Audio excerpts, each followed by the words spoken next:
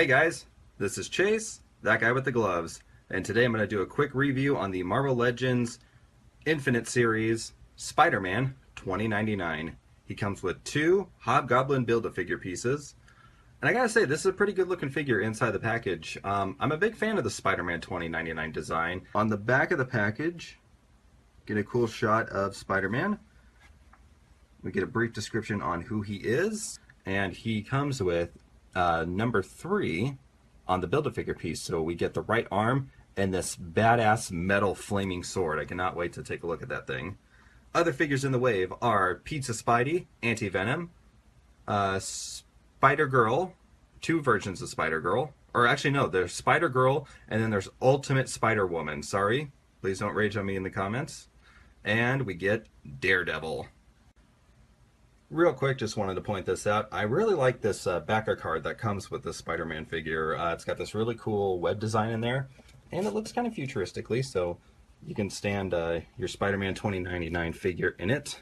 You got a nice little cool display. And here is the figure in all of his glory. I have to say, it is really cool. I really dig the paint job on him.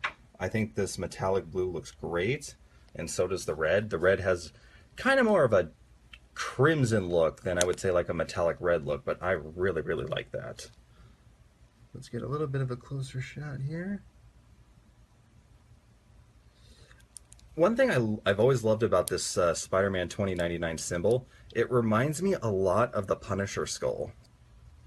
I really like how this mask looks, how it tries to do the 8 spider legs coming off of the end here.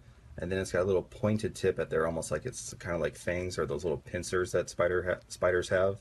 And the design of it too, how the eyes are kind of supposed to be behind these blue areas here, but you don't really see them.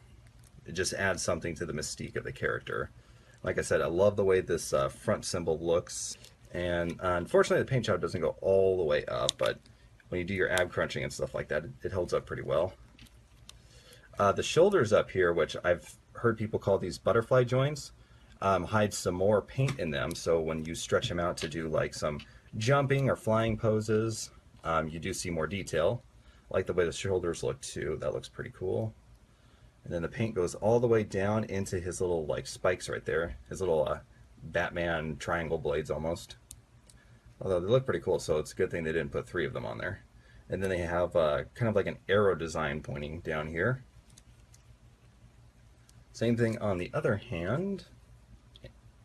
Goes all the way up to the shoulder. Looks great. So on the back of this figure, he has like a spider cape almost. I could have sworn maybe I saw someone's review where it came with an open version of it, or maybe I'm thinking of the Spider-Woman figure, but I don't know if it's just supposed to hang there like that. I don't think it is. I think it's supposed to attach to his wrist somehow. But, you know, it's cool. I like the way this looks, how it's got some cool web texturing in it. It's got, like, you know, kind of like some ripping and some tearing in it. And it just pulls out of this little peg joint right there. So if you want to, you can pose him without it, which is probably what I will be doing. And then there's not much else detail-wise to the figure. But that's not a complaint. This is how the costume looks. Articulation on the Spider-Man 2099 figure. His head can rotate 360. Does some good little bobbing action. Can look back that far, so really good for posing and stuff like that. Can look down that far. That's pretty awesome. Let's see, he's got an ab crunch there. Good range of motion in it. Does have waist articulation, can go 360.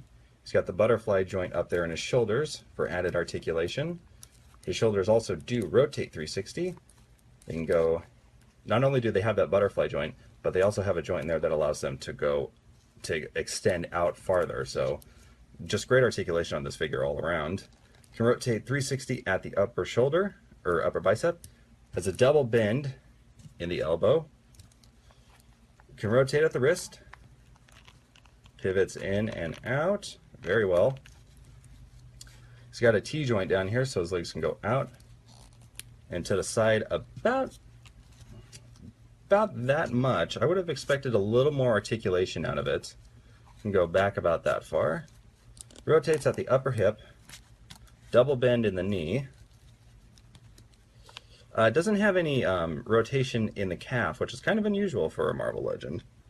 He does have this amazing ankle pivot, no toe articulation, and he has a peg hole on the bottom of both feet. And the feet do go back and forward. So these are the Hobgoblin pieces he comes with. He has the right arm. It's an orange paint job with a kind of a blackish blue sleeve. Looks interesting. I don't really have all the Hobgoblin Build-A-Figure pieces, so I don't know if I'm going to ever make this character. But I have to say, I am super excited about this broadsword. It is amazing. This is kind of like a soft, rubbery material, translucent. It starts with orange and then just slowly, gradually turns into like a lighter orange into yellow. And it just looks really great. The handle on here, you can kind of see where the flames are shooting out up here and where this is like kind of controlling them.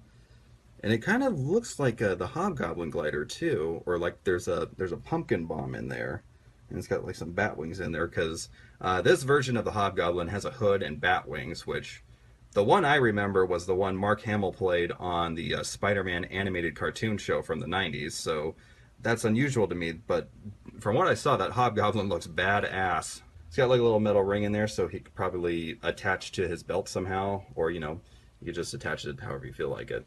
But yeah, love this thing. This is just a badass accessory.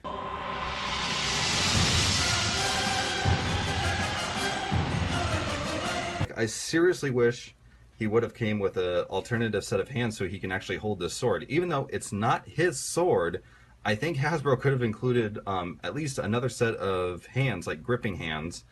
You know, because the Pizza Spidey came with a bunch of different hands. Why couldn't this one? I just think it would have been totally awesome and amazing if Spider-Man 2099 could have wielded the amazing Hobgoblin broadsword. I absolutely love this Marvel Legends Spider-Man 2099 figure. A couple things I would have changed. I would have included maybe 2 or 3 different sets of hands for him, like a gripping hand and maybe closed fist or something like that. I really love the way the hands look. It just would have been nicer if we could have gotten something that we could switch out. Especially because I really want him to be able to hold that broadsword. Some calf rotation would have been nice too. Posing with him was really cool, but I was like, oh man, I really wish he had calf rotation in there. And the articulation in the T-joints, especially when he goes out to the sides, I really wish that was improved a little bit. But overall, I am very happy with this figure. I love the face sculpt. I didn't even mention that the red parts in there are all sculpted on. That's not paint, so that looks really well done. And the paintwork overall is really great. Marvel Legends are hit and miss when it comes to their quality control. This one, I have to say, just looks amazing. So, we're going to try a new rating system today. What would I give this out of 5? 0 being complete and total garbage. 5 being, I don't know, Mezco Batman figure quality.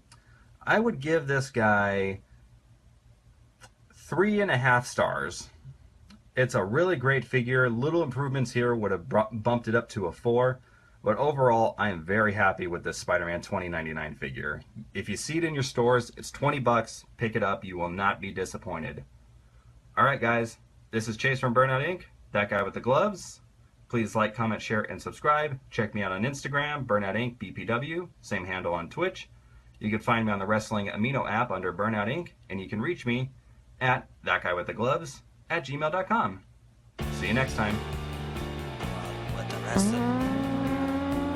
Did you just fart? Maybe. It did sound a little wet, didn't it? Right in the head. You really are a fat bastard. That's all, folks.